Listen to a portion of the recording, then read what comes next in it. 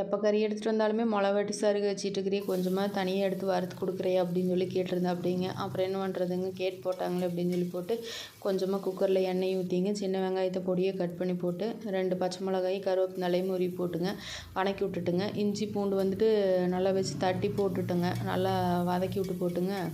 அப்புறம் ஒரு தக்காளி பொடியாக கட் பண்ணி அதையுமே அதுக்குள்ளே ஓட்டு நல்லா வதக்கி விட்டுட்டுங்க. கறி தண்ணியில் ஓட்டு அலசி எடுத்து வச்சுட்டேங்க, தண்ணி வடிட்டு அப்படின்னு சொல்லிட்டுங்க. தக்காளியெல்லாம் நல்லா வதங்கினதுக்கப்புறமா தக்காளி வந்து நம்மளோட விருப்பம் தானுங்க, போடுறதுனா போடலாம், வேண்டான்னா போட விட்டுறலாங்க. அப்புறம் வந்துட்டுங்க கறி எடுத்து அதுக்குள்ளே போட்டுங்க, நல்லா வதக்கி விடணுங்க. உப்பு மஞ்சத்தூள் போட்டு நல்லா பரட்டி விட்டோம்னா அந்த கறியில் இருக்கிற தண்ணி ஊற விட்டு வந்துடணுங்க. நல்லா பெரட்டி விட்டுக்கிட்டே இருக்கணுங்க. அப்போ வந்துட்டு சீக்கிரமாக வந்துட்டு உப்பு பிடிக்குங்க கறியில். நம்ம அப்படியே போட்டு மூடி வைக்கக்கூடாது. கொஞ்சமாக உப்பு போட்டு மஞ்சத்தூள் போட்டுங்க பெரட்டி விட்டு தண்ணியெல்லாம் விட்டு வரட்டுங்க. அதுக்கப்புறமா வந்துட்டு நம்ம மட்டன் மசாலா இருக்குது இல்லைங்க, நம்ம ஹோம்மேடாக ரெடி பண்ணி கொடுத்துட்ருக்குறோங்க. ப்ரெசர்வேட்டிவ் கலரிங்கு எதுவுமே ஆட் பண்ணுறது இல்லைங்க. டேஸ்ட் வந்து ரொம்ப மைல்டாக இருக்குங்க, நல்லா ருசியாகவும் இருக்குங்க.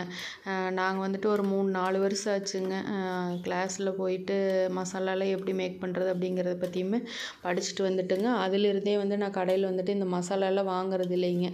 ப்ரெசர்வேட்டிவ் எல்லாம் கலக்குறாங்கன்னு சொன்னதுலேருந்துங்க, சரி அதெல்லாம் கெமிக்கலு நம்ம உடம்புக்கு நீ ஒத்து வராது அப்படின்னு சொல்லிட்டுங்க, நானே ஹோம்மேடாக எப்படி ரெடி பண்ணுறதுங்கிறது போயிட்டு நம்ம முறைப்படி கற்றுக்கிட்டு சர்டிஃபிகேட் எல்லாமே வாங்கி வச்சுருக்குறேங்க.